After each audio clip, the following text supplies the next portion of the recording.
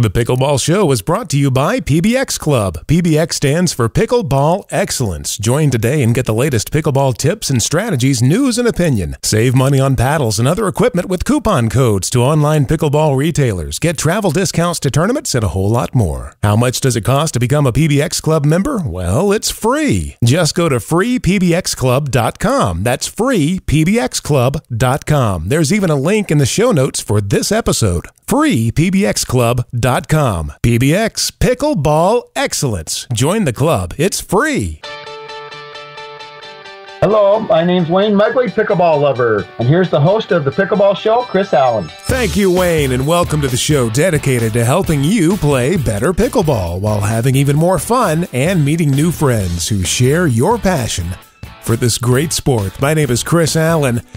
I've been looking forward to chatting with a couple of friends here for a while. They're coming off of their Whirlwind Summertime Tournament Tour. They are the brother and sister team behind pickleballtournaments.com, and you know them as Greg Thompson and Melissa McCurley. Thank you so much for joining us today. Now, James Brown he'll always be known as the hardest working man in show business, but I would like to nominate the two of you as the hardest working people in the pickleball business. Melissa, Greg, how are you? Welcome back. Fantastic, Chris. How are you? Great to hear from you both. You both have been on the road so much. It's been a wild summer, hasn't it? You know, it has, Chris. Thanks for that great introduction too. That was awesome. I broke a sweat just listening to you, just like James Brown did on stage. Gotta get on the good foot. That's right. Good God. So every time I would get an email from you guys, or I'd send you one, it was like, well, Melissa's RVing up to British Columbia, and Greg's going to be in Albany this weekend, and then next weekend we're going to swap places and do it all over again. Yeah, well, Greg, was on the East Coast. I was on the West Coast, so let him tell you about his journey, and then I can pipe in and share a little of mine as well. So you did, Greg, a 6-week or maybe an 8-week East Coast swing all up and down the coast? Absolutely. It was a great time, trying to grow the sport in that part of the country, and I was actually pleasantly surprised to see how many people do play there, and the level of play was just great to see. I started off in Raleigh, North Carolina, and did the Powerade State Games there. It was the first year that pickleball was a part of that games. High level play there as well. Joe Borelli was gracious enough to throw that tournament for us. Yeah, we had some people from my local club. They drove over and played in it and did real well in it, and said it really was a fun tournament and very well run. It was. Well, I can't take all the credit for that. I got to give some to the best tournament assistant ever, Hannah Gent, 12 years old, Hannah. She's really fun, and her mom, Kelly, they did a great job helping me out run that tournament. A lot of fun people in that part of the country, and the games did go awesome. I then jumped on the train, so obviously I flew from Arizona there, then I got on the train and started my train trek down the coast. I stopped in D.C. for a little bit, but the next weekend was the games up in Connecticut that Rocky Clark put on. Yeah, it's the USAPA's Atlantic Regional Tournament that they did there in Connecticut. Oh, yeah. One of our friends from the show, ambassador from that area, district ambassador up there, Linda Einsiedler, she was heavily involved in that tournament, if I remember correctly. Yes, Linda was involved. Met Linda and Janice Polly, who she was heavily involved as well, and I actually stayed with Janice in her lovely home there in Connecticut. Nice. I was going to ask if you were doing hotels this whole time, but you had some people that were kind enough to host you, huh? Yeah, I had. The pickleball community is great in that regards, in so many regards, but they're so gracious and nice. And yeah, Janice was nice enough to let me stay there. And it helps to be in an actual home. You don't get fatigued quite as fast. Not that it doesn't take it out of you, but it does help. I used to, sometimes when you're on the road for so long and you get back home and you think, man, this is a big bar of soap.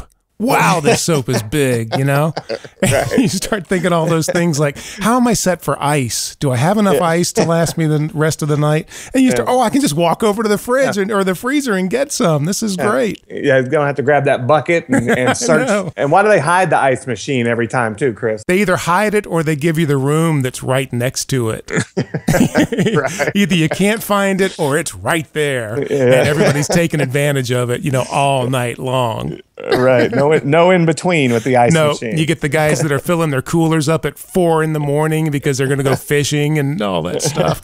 Yeah, I got some road stories for you too. Oh yeah. Now, what did you observe with all the different tournaments? Have you seen any trends popping up? Did you observe anything equipment wise or strategy wise with all these different players? Anything like that you've noticed? Well, so, going through the, east part of the country, it's a lot of indoor play. So the style is different. Pickleball now has developed this new ball that was being used in a lot of warm-ups and then actually at the next tournament that I'll talk about. That's the dark green ball? The dark green ball, yeah, it's going to be kind of a hybrid ball from what I understand, where you can play with it indoor and outdoor. Mm-hmm. The indoor play is interesting. The surfaces and the lights and all that kind of stuff makes for a little different style of play. But, I was really pleasantly surprised with the level of play out there and really good players in that part of the country. Not as many as from where, the West Coast and Pacific Northwest, but good level of play. So folks out in Arizona and the Pacific Northwest,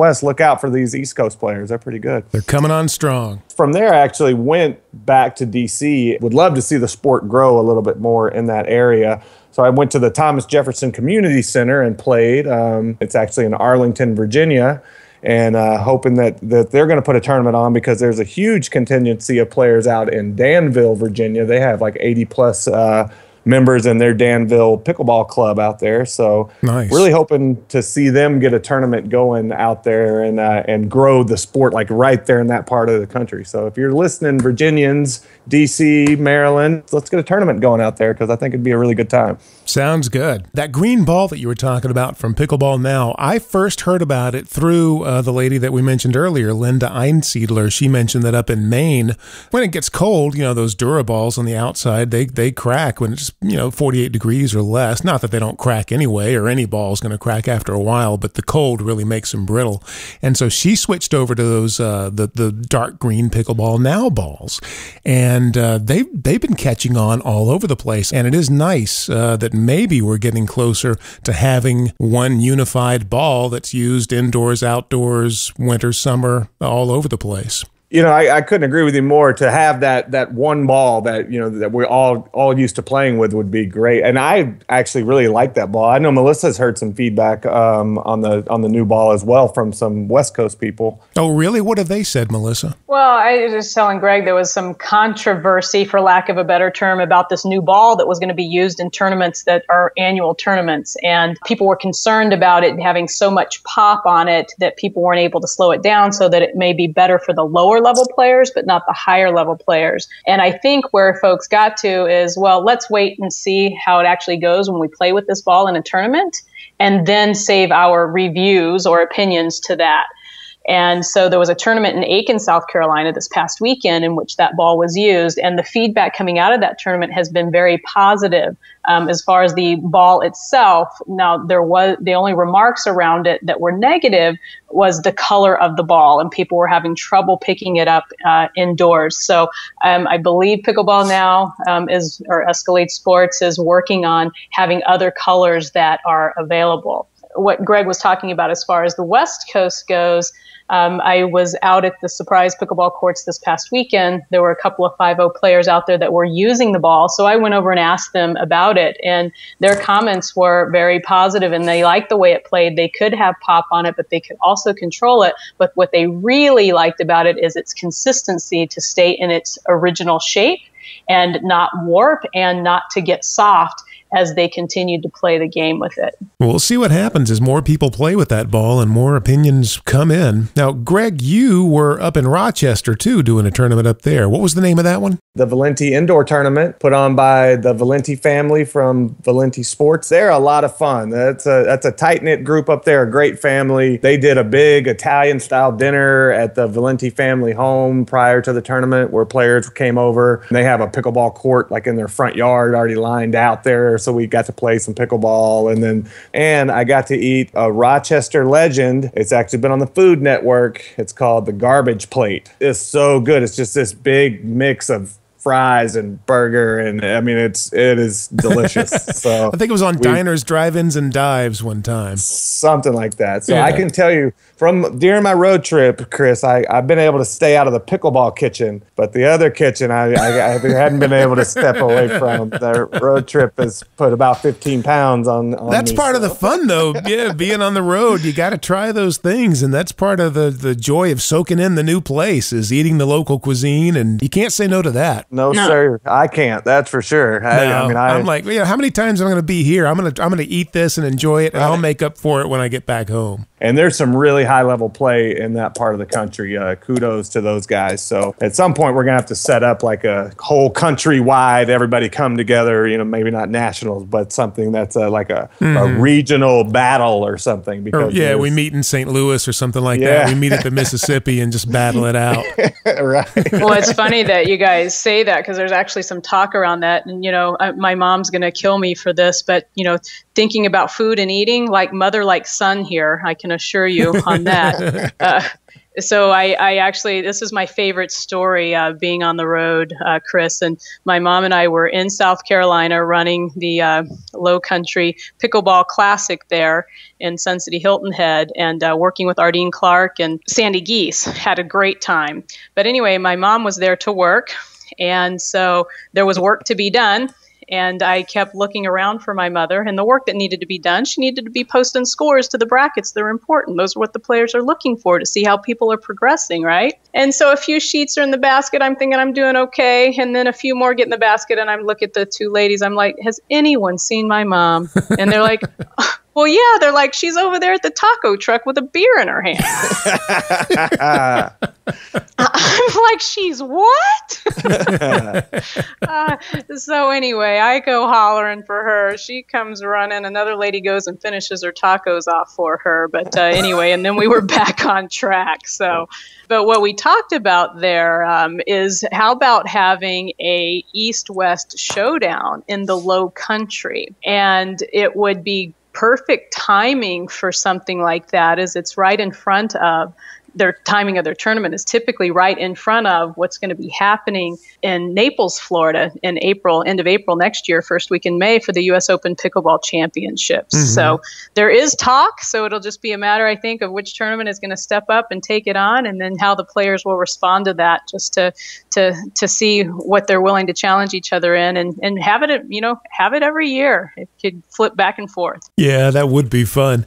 Now we've got the Tournament of Champions coming up. We've got the Nationals after that. It's getting into peak tournament season now. Any big surprises or unexpected things that people should be aware of as we're gearing up for the home stretch? As far as overall, Nationals included, any of these tournaments, really going forward, people really got surprised about events closing when they closed. Mixed doubles is a big one for Nationals. It closed, and it closed early, and it caught people by surprise, and they're not registered, and now they're on wait lists. So I think we gave this advice when we did the what's a good tournament player and what's a bad tournament player episode. Yeah. And so this is just an opportunity to reinforce, if you know there's a tournament that you're going to play in, you got to get out there and sign up, and then don't be surprised if you didn't, and then you can't get in. So a good player knows where they want to play and signs up early. Absolutely. And a bad player waits till the last minute and gets shut out. And then complains about it and makes it everyone else's fault. Good advice. I remember when we were talking to Justin Rogers, he said that, in his opinion, what was it, the Grand Canyon State Games, the Melba Bishop, what is that, the SoCal Classic, I guess people call it? It is, yes. The Tournament of Champions and then the Nationals. He said to him that's kind of like the 4 Grand Slam events of pickleball. Yeah, I would agree with that, unless I don't think there's one I'm missing. But yeah, I think those are the ones. I think you've got another one that will start to rival in there with the LeMaster Davison Classic that started last year, and it's giving prize money at all levels. But yeah, I would certainly agree with that. And, Nationals, just to give you an idea, I mean, it's up at 720 players. And here we are just August 17th, and there's still a lot of time to go in registration. Wow. So the growth that we're seeing has just been phenomenal within pickleball, and pickleball tournaments then grows as a result. Greg and I will see up to 130 tournaments this year. We're seeing the growth in annual tournaments from 10% to 50% inside those annual tournaments. And then we're seeing a 40% growth in new tournaments every year. And these are statistics that we've been able to gather with the data that we have looking back over the past 4 years. Sounds good. And it's due to a number of factors, with the popularity is growing. You've got people out there like Rocket Grubs, spreading the word and planting those seeds in different communities, and everybody, ambassadors, all the ambassadors doing their part. And another reason, though, is because people go to a tournament and they have such a great time, not just because there's great people there, but because the tournaments they run smoothly, and they're so well run, and that is due to the two of you making sure in so many of these tournaments that everything goes off the way it should, and just makes for an overall great experience. So pat yourselves on the back and never underestimate the contribution that you guys are making too, because you're helping to grow this thing as much as anybody else. Well, we appreciate that. But to your point, there's a whole big village out there way beyond just the reach of Greg and I. And it's amazing at what these people do every day for the sport of pickleball, the mountains they move, the frustrations that they run through, but they are consistent, they're persistent, and they do it for the love of this game that I think all of us are able to connect through the social aspect of it. It's absolutely amazing. Yeah, and Chris, and I'm glad that you mentioned it, because I did really want to mention, going through the 6-week tour that I did, and the tournament running and all that, the volunteers that help run these tournaments really need to be appreciated. They do such a great job. They volunteer their time to come and help the event be, successful. And without them, it simply wouldn't be. They're just great, amazing people that are volunteering their time. So for all the volunteers that helped me on my East Coast trip, thank you so much. You guys were awesome. And I met some really fun people that I'll be friends with, for a lifetime now, just kind of from working in the trenches with them to make those tournaments go successful for the players. Those volunteers are just amazing people that are dedicating their free time and putting in a lot of hard work to make those tournaments go well. So as long as they're not over at the taco bar when they're supposed to be posting scores. Yeah, for all you volunteers out there, don't follow the example of our mother. Yeah. That's what a bad tournament volunteer looks like. A bad tournament volunteer goes to the taco truck and gets beer. Right. A good volunteer waits till after the tournament's over and then go and gets even more tacos and more beer. Yeah. I mean, Chris, I pretty much live under it's always taco time. You can always enjoy taco, but when there's scores to post, Mom, go post the scores, girl. Come on. It's so great to talk to you guys, and thank you again for making time for us. Thanks, Chris. I'm going to jump back, kiss myself. All right. Got to do it. Too hot in the hot tub. Stop it now. Yeah, that's the Eddie Murphy one right there. That is. Dr. Joyce Brothers joining us in this James Brown Celebrity Hot Tub coming up. Come on, get in the hot tub. That's Greg Thompson, Melissa McCurley from pickleballtournaments.com. And of course, if you are even considering putting on a pickleball tournament, you definitely need to consult with Melissa and Greg over at pickleballtournaments.com. And we have linked to their website in the show notes. Don't make another move until you talk to them. We'd love to hear from you too. mail@pickleballshow.com. Let us know what's on your mind. Have you discovered something strategy-wise, equipment-wise? Do you have a question, an opinion, a rant, or rave? Whatever it is, bring it on. We'd love to hear from you. mail@pickleballshow.com. Head over to iTunes if you get a chance. Hit the subscribe button. That way you never miss an episode. And if you feel it's appropriate, leave us a 5-star review, which helps boost us up in the rankings, makes it a lot easier for other people to find the show. I'm Chris Allen. This is The Pickleball Show. And until next week, keep 'em low.